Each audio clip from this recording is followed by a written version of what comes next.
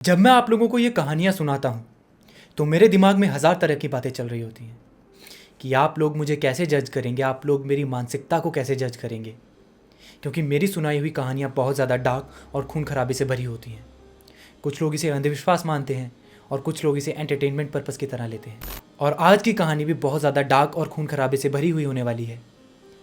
तो मैं चाहता हूँ आप ये कहानी अपने तरीके से सुने और अपनी अपनी राय मुझे कमेंट सेक्शन में बताएं। मेरी आज की कहानी भी और कहानियों की तरह आरजे अर्श की कहानी होने वाली है, जो कि आरजे होने के साथ साथ एक बहुत अच्छे साधक भी हैं। ये कहानी उन्होंने अपने एक पॉडकास्ट में सुनाई थी, जो कि है जयपुर राजस्थान से थोड़े आगे स्थित एक गांव की। तो अर्श का एक स्टूडेंट हुआ करता था जो कि अर्श से साधनाओं की विद्या ले रहा था।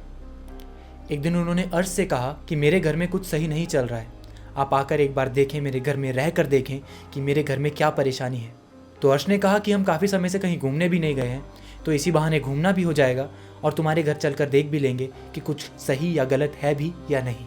तो अर्श ने यहाँ पर तय किया कि वो 3 दिन के लिए अपने स्टूडेंट के घर पर रुकेंगे और देखेंगे कि उनके घर पर कुछ गलत है भी या नहीं। तो दोपहर में तो इनके घर में सब कुछ सही रहा, पर जैसे ही रात हुई और खाना वाना खाकर ये सब लोग अपना सोने जा रहे थे, ऑलमोस्ट सारे सो ही चुके थे, करीब 2:25 पर अर्श ने नोटिस किया कि पूरे घर में एक धुआं फैला हुआ है और वो धुआं उनकी आंखों में लग रहा है। उनकी आंखों से तेज आंसू निकल रहे हैं और उस धुएं में एक अजीब सी गंध थी, जैसे कि कुछ सड़ रहा हो। अर्श ने बाहर आकर देखा और वो पौड़ियों से उतरकर दूसरे रूम में गए तो उन्होंने देखा उनका स्टूडेंट एक कमरे में बैठा कुछ कर रहा है। और जब वो उस कमरे में गए, उस कमरे में एक अलग ही तरह का सन्नाटा था, एक अलग ही तरह की नेगेटिविटी और पूरा अंधेरा। और उस कमरे में धुएं की मात्रा सबसे ज़्यादा थी। थोड़ी देर बाद अर्श ने उस घर में नोटिस किया रोशनदान के पास से एक सीलन सी आनी शुरू हो गई। अब पूरी छत पर एक सीलन फैल गई थी, पर इस सीलन में अलग बात ये थी कि ये सीलन पानी की वजह से नहीं, खून की वजह से फैल रही थी। और देखते ही देखते अर्श को ऐसा लगा कि उस कमरे की छत से इंसानी आंतें लटक रही हैं। अर्श ने वहाँ पर ये सब इग्नोर किया और वापस अपने कमरे में आकर सो गए। और उसके अगले दिन अर्श और उनका स्टूडेंट पास में ही स्थित वीर हनुमान जी के मंदिर में गए। वो वीर हनुमान जी का मंदिर काफ़ी ऊंचाई पर चढ़कर था, तो सीढ़ियाँ चढ़कर जाना पड़ता था। इन लोगों ने वहाँ जाकर माथा टेका और जब ये वहाँ से वापस आ रहे थे तो अर्श ने नोटिस किया कि उनके स्टूडेंट के पैर में से खून निकल रहा है और वो खून काफ़ी ज़्यादा मात्रा में निकल रहा था, जैसे बहुत गहरी चोट लगी हो। अर्श ने अपने स्टूडेंट से पूछा कि तुम्हारे पैर से खून निकल रहा है, तुमको पता नहीं लगा? तो उसने बड़ा ही नॉर्मल रिएक्ट करते हुए कहा कि हाँ, लग गई होगी, ये बड़ी छोटी सी चोट है, और वो आगे चला गया। पर जब अर्श ने पीछे घूमकर देखा तो उस पूरी सीढ़ियों में उसके खून के निशान थे। वो पूरी हनुमान जी के मंदिर की सीढ़ियों पर उसके पैरों से खून टपक टपक कर निशान बन चुके थे। अर्श काफ़ी हैरान हुआ कि इतनी बड़ी चोट इसे लग गई है और इसे पता भी नहीं लगा। खैर, ये लोग अब घर पर आए और इसके घर में ही उनके स्टूडेंट का छोटा भाई रहता था, जो कि पूरी तरह से पागल था। वो अकेले में कुछ भी बड़बड़ाता रहता था और नशे बहुत ज़्यादा करता था। तो जैसे ही ये घर के अंदर एंटर हुए, उसके छोटे भाई ने अर्श की तरफ देखा और बहुत तेज़ चिल्लाकर बोला कि यहाँ से चला जा, वरना मैं तुझ पे मारन कर दूंगा। अर्श एक बार को हैरान रह गए कि मारन के बारे में इतने छोटे बच्चे को कैसे पता है। उन्होंने अपने स्टूडेंट से पूछा कि ये मारन के बारे में इसे कैसे पता। तो उसने कहा, गुरुजी, ये तो बिल्कुल आम सी बात है हमारे लिए, मारन तो हमारे लिए कुछ भी नहीं। अब वापस से रात हो चुकी थी। ये लोग खाना वगैरह खाकर अपने कमरे में सोने जा रहे थे। अब जो अर्श ने बताया, ये रात उनके मुताबिक बहुत भयानक रात थी। अचानक से अर्श को सुनाई देता है कि कोई धीमी सी आवाज़ में उनका नाम पुकार रहा है। जब ये बाहर आए तो सारे घर की लाइटें बंद थी, सारे घर में अंधेरा था और जिन सीढ़ियों के ऊपर इनका घर था, उस सीढ़ियों के हैंडल पर आंतें लिपटी हुई थी और पूरी सीढ़ियों पर आंतें गिरी हुई थी। अर्श उन आंतों का पीछा करते हुए आगे बढ़ने लगे और वो आंतें देखते ही देखते एक कमरे में जाकर ख़त्म हो गई।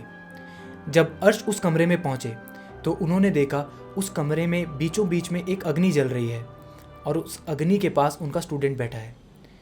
उनके स्टूडेंट के दोनों हाथों पर आंतें लिपटी हुई हैं और वो कुछ मंत्र उच्चारण कर रहा है और वो बार बार उन आंतों को उस अग्नि में सेक रहा था और फिर पीछे कर कर कुछ मंत्र पढ़ रहा था। और हैरान कर देने वाली बात यह थी कि वो हर मंत्र के बाद अर्श का नाम ले रहा था, जैसे ओम भूर्भुवः स्वः अर्श, यानी कि अर्श के नाम पर वो कोई तंत्र साधना कर रहा था। थोड़ी देर बाद उसने मंत्र उच्चारण बंद कर दिए और अर्श की तरफ घूर कर देखा और अपने दांतों को आपस में घिसते हुए उसने अपनी पलकों को इतनी तेज झपकना शुरू कर दिया कि सेकंड्स भी कम पड़ जाएं। अब ये नज़ारा अर्श के लिए बहुत भयानक था। अर्श ने जैसे ही उस स्टूडेंट से पूछा, तुम ठीक तो हो, तुम ये क्या कर रहे हो, उसने अपने दोनों पैर अग्नि में डाल दिए। अर्श भाग कर गए। उन्होंने उसके पैरों को बाहर निकाला और वो मदद के लिए चिल्लाने लगे क्योंकि उसके पैर काफ़ी हद तक जल चुके थे। उस घर में से कोई मदद के लिए नहीं आया, पर उसका छोटा पागल भाई ऊपर आया और ऊपर आते ही बोला, अगर तू यहाँ से वापस नहीं गया तो बाबा सबको मार देंगे। अबे बाबा कौन थे? अब उसी बीच अर्श इनकी माँ से भी मिला। इनकी माँ बिल्कुल नॉर्मल थी, वो आराम से बातचीत करती थी। पर एक रात हुआ कुछ ऐसा कि इसकी माँ अर्श के लिए कुछ खाने के लिए लेकर आई। उन्होंने कटोरी में कुछ रखा था और उसको अपने साड़ी के पल्लू से कवर किया हुआ था। तो उन्होंने अर्श को ऑफ़र किया कि ये तुम खा लो, अगर तुम ये नहीं खाओगे तो तुम्हारे साथ बहुत बुरा हो जाएगा। अर्श ने कहा, आंटी मैं खाना ऑलरेडी खा चुका हूँ, मुझे भूख नहीं है, इसमें ऐसा क्या है जो खाना इतना ज़रूरी है। जब अर्श ने वो बाउल देखा तो उसमें भी आते पड़ी हुई थी और वो पूरी तरह खून में डूबी हुई थी। और इसकी माँ ने अपने मुंह पर घूंघट लिया हुआ था। उन्होंने जैसे ही घूंघट हटाया है तो अर्श ने देखा कि इनकी माँ की दोनों आंखें नहीं हैं और वो ज़ोर से चिल्लाई। उन्होंने अपना अंगूठा अर्श के माथे के बीचों बीच रखा और अर्श बेहोश हो गए। जब अर्श अगले दिन उठे तो उन्हें यह आभास हो गया कि इस घर पे कुछ बुरी शक्ति का साया है जो कि बहुत बुरी है। अर्श ने अपनी तरह से पूरी कोशिश कर ली, उनको कहीं से कुछ पता नहीं लग रहा था कि इस घर पर किस आत्मा का साया है। और उस घर के पास ही में एक छोटा काली माँ का मंदिर था। अर्श ने वहाँ जाकर देखा, वहाँ एक अजीब चीज़ थी। वहाँ काली माँ की मूर्ति तो रखी थी, पर उसके चारों तरफ इंसानी स्कल रखे थे, इंसानी खोपड़ियाँ रखी थी। अब कहा ऐसा जाता है कोई भी बुरा तंत्र करने के लिए इंसानी खोपड़ी एक अहम हिस्सा होती है। और उनके स्टूडेंट का वो छोटा पागल भाई उसी मंदिर में बैठा कुछ ना कुछ बड़बड़ाता रहता था। अर्श ने उनसे पूछा, तुम किस बाबा की बात करते रहते हो, आखिर कौन है बाबा? उन्होंने कहा, बाबा तो सब हैं, बाबा तो मैं भी हूँ। पर जब उसने ये बात बोली तब उसकी आवाज़ में ऐसा भारीपन था जो कि एक 60-70 साल के आदमी की आवाज़ में होता है। अब अर्श ने डिसाइड किया कि वो गांव के आसपास के लोगों से पूछेगा कि यहाँ पर क्या चल रहा है। तो पास ही में उनको एक बाबा मिले जो कि बहुत बूढ़े थे और वो उस घर के बारे में सब कुछ जानते थे। उन्होंने अर्श को बताया कि आज से कुछ साल पहले इस गांव में 3 अघोरी आए। उन्होंने इस मंदिर पर अपना कब्जा किया और यहाँ पर बुरा तंत्र करना शुरू कर दिया। अब इनके तंत्र करने के समय में गांव का कोई भी इंसान उस मंदिर के आगे से गुजरता था, या तो वो अपना सर पटक पटक कर मर जाता था या तो फांसी लगाकर मर जाता था। तो लोग इस बात से बहुत परेशान हो गए थे।